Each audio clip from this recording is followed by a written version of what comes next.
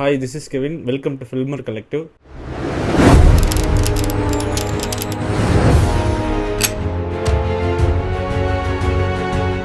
கருப்பு படம் பார்த்தாச்சு. ஆக்சுவலாக நேற்றுக்கே பார்த்துருக்கணும். உங்களுக்கு என்ன இஷ்யூன்னு தெரியும், அதனால இன்னைக்கு தான் பார்க்குற மாதிரி இருந்துச்சு. ஓகே, உங்க டைம் வேஸ்ட் பண்ணாம படத்தோட ஷார்ட் ரிவ்யூ பார்த்துடலாம். படத்தோட ட்ரெய்லர் பார்த்தோன்னே நான் ஒரு ஃபிக்ஸ் ஆகிட்டேன். என்னன்னா, படம் வந்து லாஜிக்லாம் பார்க்கக்கூடாது, அந்த மாதிரி தான் ட்ரெய்லர் கட்டே இருந்துச்சு. பட் அதையும் தாண்டி ஒரு எல்லை இல்லாமல் போனதுனால கருப்பு வந்து ஒரு பிலோ ஆவரேஜ் வாட்சாக இருந்துச்சு. ஓகே, இப்போ ஃபுல் ரிவ்யூக்குள்ள போயிடலாம். And it contains spoilers, so இப்பயே டிஸ்க்ளைமர் போட்டுறேன். படத்தோட பிளாட் என்னன்னா, கேரளால இருந்து சென்னைக்கு ஒரு அப்பாவும் பொண்ணும் வராங்க. அந்த பொண்ணா நடிச்சிருக்க அனாகாக்கு வந்து லிவர் ஃபெயிலியர். அதனால அவங்க கிட்ட இருக்க நகையை வச்சு அந்த பொண்ணுக்கு ட்ரீட்மெண்ட் பண்ணலான்னு சொல்லிட்டு அவங்க அப்பா வந்து கூப்பிட்டு வராரு. அவங்க அப்பாவை நடிச்சிருக்கிறது வந்து இந்திரன். 2023 ஹோம் படத்துக்காக நேஷனல் அவார்டு வாங்கினவர். வந்து இறங்கினோடனே அந்த நகையை வந்து ராபரி பண்ணிடுறாங்க. அதனால அந்த நகையை கண்டுபிடிக்கிறதுக்காக ஒரு போலீஸ் ஸ்டேஷன் போறாங்க. போறப்ப வந்து அவரோட நகையை கண்டுபிடிச்சு கொடுத்துட்றாங்க. ஆனா கொடுக்கும் போது என்ன சொல்லிடுறாங்கன்னா, இது நீங்க வந்து எங்ககிட்ட வாங்க முடியாது, கோர்ட்ல தான் போய் வாங்கணும் அப்படின்னு சொல்லி ஒரு ரூல்ஸ் சொல்லி அவரை கோர்ட்டுக்கு அனுப்பிச்சிடுறாங்க. ஸோ அவர் அங்கே போய் கோர்ட்டில் போயிட்டு அவரோட நகையை வாங்க பார்க்குறாரு. அந்த கோர்ட்டில் ஆர்ஜே பாலாஜி லாயராக இருக்காரு. ஸோ அவர்கிட்ட இந்த கேஸை கொடுக்கலான்னு கொடுக்குறாங்க. அவங்க வந்து கடைசி வரைக்கும் அவரோட நகையை வாங்கி கொடுக்காம அவரை அலக்கழிச்சுக்கிட்டே இருக்காங்க. அதனால ஒரு கட்டத்துல ஃப்ரஸ்ட்ரேட் ஆன இந்திரன் வந்து என்ன பண்றாருன்னா, அழுது புலம்பி வந்து அந்த கோர்ட் பக்கத்திலே இருக்கிற ஒரு கருப்பு சாமி கோயில்ல வந்து மிளகாலாம் அரைச்சி அந்த சாமி கிட்ட வேண்டிக்கிறாரு. அவர் வேண்டுதலுக்கு என்னங்க கருப்பு சாமி வந்து அவருக்கு உதவுறதுக்கு வராரு. அது யாருன்னு பார்த்தா நம்ம கதையின் நாயகன் சூர்யா வந்து வராரு. ஸோ கருப்பு சாமியா வர சூர்யா அவங்களுக்கு நீதி வாங்கி கொடுத்தாரா இல்லையான்றதுதான் கருப்போட சுருக்கமான கதை. ஸோ படத்தோட பிளஸ் பாயிண்ட்ஸ் எல்லாம் பார்த்துடலாம். படத்தோட மெயின் பிளஸ் சாயபங்கரோட சாங்ஸ் தான். இன்ஃபேக்ட் என்ன கேட்டா, நான் மெயினா வந்து சாயபங்கரோட சாங்ஸ் வந்து அந்த தியேட்டர்ல கேட்கணும் அப்படின்றதுக்காக தான் போனேன். ஏன்னா இந்த படத்தோட ஆரா என்னன்ட்டு ஒரு சாங் அவர் ரிலீஸ் பண்றதுலேயே தெரிஞ்சிருச்சு. அதே மாதிரி சாங்ஸ் தியேட்டர்ல கேட்க நல்லாவே இருந்துச்சு. அடுத்த பிளஸ் வந்து இந்த படத்தோட ஒன்லைன். இந்த படத்தோட ஒரு ஒன்லைன் ஸ்டோரியா கேட்டிருந்தீங்கன்னா இது கேட்க ரொம்ப இன்ட்ரெஸ்டிங்காவே இருக்கும். அப்புறம் வந்து படத்தோட இன்னொரு பிளஸ் வந்து அனாகாவும் இந்திரனும். ஸோ அவங்களுக்குள்ள இருக்க அந்த அப்பா பொண்ணோட எமோஷன் வந்து நல்லாவே ஒர்க் அவுட் ஆச்சு. இன்ஃபேக்ட் சொல்ல போனா ஃபர்ஸ்ட் ஆஃப் வந்து ஓரளவுக்கு நல்லா இருந்ததுக்கு காரணமே வந்து அவங்க ரெண்டு பேரோட ஆக்டிங் தான். லாஸ்ட் அண்ட் ஃபைனலாக வந்து சூர்யாவோட ஆக்டிங் சும்மா பட்டாசா நடிச்சிருந்தாரு. ஸ்கிரீன் பிரசன்ஸ்னா அப்படி ஒரு ஸ்கிரீன் பிரசன்ஸ் இருந்துச்சு படத்துல. தென் அங்கங்க காமெடிஸ் வந்து நல்லாவே ஒர்க் அவுட் ஆயிருந்தது. காமெடி ஸ்பேஸ்ல வந்து ஆர்ஜே பாலாஜியோட ரைட்டிங் வந்து ரொம்பவே பிடிச்சிருந்துச்சு.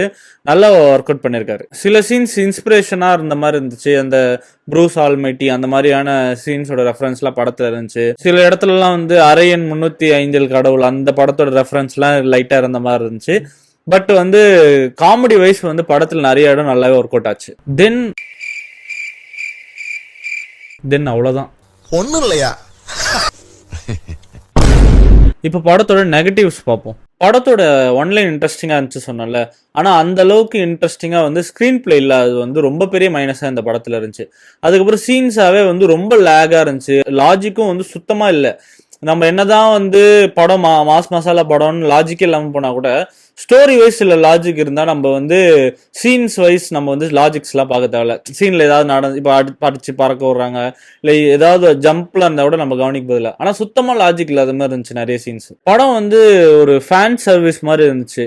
சூர்யா ஃபேன்ஸ்க்காக எடுத்த மாதிரி இருந்துச்சு. ஆனா என்னோட கன்சர்ன் என்னன்னா, எப்படி சொல்றதுன்னா, சூர்யா மாதிரி ஒரு ஆக்டர் எடுத்து இன்னும் நிறைய பேருக்கு அவரை பிடிக்க வைக்கிற மாதிரி பண்ணி அவரோட ஃபேன் பேஸை இன்க்ரீஸ் பண்றது தான் ஒரு ஹெல்தியான ஒரு சினிமாவா இருக்கும். ஆனா இந்த மாதிரியான படங்கள், இந்த மாதிரியான ஸ்கிரிப்ட்ஸ் எல்லாம் என்ன பண்ணுதுன்னா, ஒரு பெரிய ஆக்டரோட ஃபேன்ஸுக்கு மட்டும் கொஞ்சம் பிடிக்கிற மாதிரி எடுக்கிறதுனால அவங்களோட ஃபேன் பேஸுக்குமே ஒரு சேச்சுரேட்டடான பாயிண்டா மாறிடும் இந்த மாதிரியான ஃபிலிம்ஸே பண்றதுனால. என்னதான் அவர் வந்து கொஞ்சம் ஆஃப் பீட்டான படங்கள் இப்போ லைன் அப்ல பண்ணியிருந்தாலும், இது மாஸ் மசாலாவா தானே பண்ணியிருக்காரு ரொம்ப நாள் கழிச்சு, ஏன் இதை ஏத்துக்கூடாது அப்படின்னு கேட்டா, மாஸ் மசாலாவே இருந்தாலும் அவங்க கரெக்டா ஒர்க் அவுட் பண்ணாதானே ஆடியன்ஸ் கிட்ட வந்து ரிஃப்ளெக்ட் ஆகும்.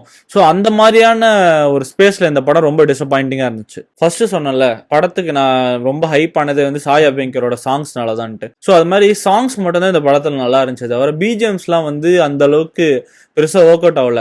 படத்துல வந்து ஹைப் கொடுக்குற சீன்ஸுமே வந்து சாய் அபியங்கர் வந்து போட்ட சாங்ஸ்ல தான் வந்து நல்லா ஒர்க் அவுட் ஆச்சு. தவிர பிஜிஎம்ல பெருசா ஒர்க் அவுட் ஆகல. அது ஒரு இன்னொரு மைனஸாவே இருந்துச்சு. தென் த்ரிஷா மேம் கேரக்டர். இப்போ த்ரிஷா மாதிரியான ஒரு பெரிய ஹீரோயின் எடுத்துட்டு இந்த ரோல் வந்து யார் வேணா பண்ணலாம். ஸோ இந்த மாதிரியான ரோல் கொடுக்கறது வந்து அவங்களுக்குமே ஒரு பெரிய யூசேஜும் இருக்காது. இன்னொரு விஷயம் வந்து கருப்பு படம் வந்து ஒரு நாள் டிலே ஆகிதான் ரிலீஸ் ஆயிருக்கு. அதுக்கு மெயின் ரீசன் என்ன சொல்றாங்கன்னா, ப்ரொடியூசருக்கு வந்து ஏதோ டெப்ட் இருக்கு, அதை வந்து அடைக்கிறதுக்கு டைம் வேணும் அப்படின்ற மாதிரி சொல்லியிருந்தாங்க. ஸோ இந்த அளவு கஷ்டமா இருக்கு சினிமா எடுக்கிறது. அப்போ த்ரிஷா மாதிரியான ஆர்டிஸ்டுக்கு ஒரு சில கோடிகள் கொடுத்துருப்பாங்க. அவங்கள மாதிரி ஆர்டிஸ்டுக்கு வேல்யூ இருக்க கேரக்டருக்கு எடுத்தா அதுக்கு ஏதாவது யூஸ் இருக்கு. இந்த மாதிரி சின்ன கேரக்டருக்கு, பெரிய கதைக்கு பெரிய யூஸ் இல்லாத கேரக்டருக்கு வந்து த்ரிஷா மாதிரி பெரிய ஆர்டிஸ்ட் எடுக்கிறதுக்கு சின்ன ஆர்டிஸ்ட் எடுத்தா அவங்களுக்கு பண ரீதியாகவும் கொஞ்சம் வந்து கம்மியாகிறதுக்கு வாய்ப்பு இருக்கு. சின்னதா என் மைண்ட்ல தோணுன ஒரு விஷயம் தான் இது. அடுத்த மைனஸ்னு கேட்டா ஆர்ஜே பாலாஜி வந்து வில்லனா போட்டது. ஆக்சுவலா ஆர்ஜே பாலாஜி தான் அவர் வில்லனா கேஸ்ட் பண்ணிருக்காரு. ஆனா எந்த அளவுக்கு அவர் ஜஸ்டிபிகேஷன் கொடுத்திருக்காரு அப்படின்னு கேட்டா அந்த கேரக்டருக்கு வந்து ஒரு டவுட் தான். ஏன்னா அவர் நிறைய வில்லனிசம்லாம் வந்து படத்துல பண்றாரு. பட் நம்மளுக்கு வந்து அது பெரிய லெவல்ல வந்து ரிஃப்ளெக்ட் ஆகல. ஏன் சொல்றேன்னா அவர் சாமி கிட்ட எல்லாம் சவால் விடுறாரு, அந்த மாதிரி நிறைய வில்லனான சீன்ஸ்லாம் நிறைய பண்ணிருக்காரு. அதெல்லாம் வந்து பெரிய லெவல்ல ஒர்க் அவுட் ஆகல. அவரோட ஆக்டிங் வந்து ரொம்ப ஆர்டிபிஷியலாவே இருந்த மாதிரி இருந்துச்சு எனக்கு. தமிழ் சினிமாவோட ஒரு பெரிய சாபமானு தெரியல இந்த ரெஃபரன்ஸ் கல்ச்சர். படத்துல வந்து நிறைய சீன்ஸ் ரெஃபரன்ஸா இருக்கு. போனா சீன்ஸ் கிடைக்காதனால இந்த ரெஃபரன்ஸ் சீன்ஸ்லாம் வைக்கிறாங்களா எனக்கு தெரியல. ஏன்னா எனக்கு என்ன ஃபீல் ஆச்சுன்னா, வேற படத்தோட ரெஃபரன்ஸ் நான் இந்த படத்துல வந்து பாக்குறதுக்கு நான் அந்த படத்தையே வீட்டுல உட்காந்து பாத்துருவேனே அப்படின்ற அளவு தோணுச்சு. ஒரு ரெஃபரன்ஸ் சீன்ஸ் வந்து ஆர்கானிக்கா இருந்தா பிரச்சனை இல்லை, ஓரளவுக்கு மேனேஜபிளா இருக்கும். என்னன்னா வந்து ஆடியன்ஸ் கை தட்டுவாங்களேன்றதுக்காகவே சில சீன்ஸ் வச்ச மாதிரியே இருந்துச்சு. ஃபர்ஸ்ட் ஹாஃப் வந்து படத்தை வந்து ஓரளவுக்கு நல்லாவே எடுத்துட்டு போயிருந்தாங்க, மேனேஜபிளா இருந்துச்சு பாக்குறதுக்கு. ஆனா செகண்ட் ஹாஃப்ல தான் சீன் பை சீன்ஸுக்கு ஃபைட் வர ஆரம்பிச்சிருச்சு. ஒரு சீனுக்கு ஒரு ஃபைட் வர மாதிரி ஆனதுனால ஒரு கட்டத்து மேல அது ஒரு சேச்சுரேட்டட் பாயிண்டா ஆயிடுச்சு. எப்படி ஆயிடுச்சுன்னா, இப்ப என்ன சண்டையா, அடிக்கு தானே போற, அடிச்சு முடி, டக்குன்னு வேலை இருக்கு அப்படின்ற மாதிரி ஆயிடுச்சு.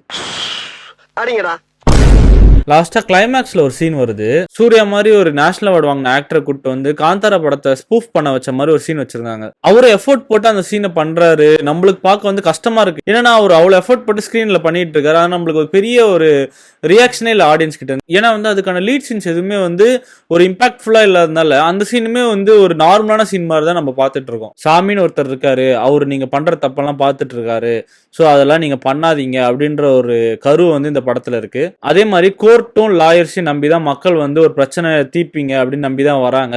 ஸோ அதை நீங்க வந்து மிஸ்யூஸ் பண்ணாதீங்க அப்படின்ற ஒரு கருத்தும் இந்த படத்துல சொல்லியிருக்காங்க. எனக்கு என்னன்னா, சாமி படம்னாலே மக்கள் வந்து ஓரளவுக்கு நல்ல ஒரு ஆர்வத்தோட தான் வந்து பார்ப்பாங்க. அதுக்கு ஒரு சின்ன ஒரு நல்ல ஸ்டோரி இருந்தா போதும், நிறைய பேர் வந்து அதை பார்க்கறதுக்கு விருப்பப்படுவாங்க. ஆனா அது கூட வந்து ஃபர்ஸ்ட் ஹாஃப் வரைக்கும் ஒரு லைட்டா மெயின்டைன் பண்ணி செகண்ட் ஹாஃப்ல சொதப்பினதுனால இந்த படம் வந்து ஒரு பிலோ ஆவரேஜ் மூவி ஆயிடுச்சு. ஆர்ஜே பாலாஜி வந்து ஒரு முற்போக்கான ஆத்திகவாதின்னு சொல்லலாம். கருப்பு சாமியை வந்து நம்ம கிட்ட கொண்டு வரேன்னு சொல்லி ரொம்ப தூரமா ஆக்கிட்டாரோன்னு தோணுச்சு இந்த படத்துல. ஸோ நீங்க பார்த்துட்டு கமெண்ட்ஸ்ல சொல்லுங்க. பாய்.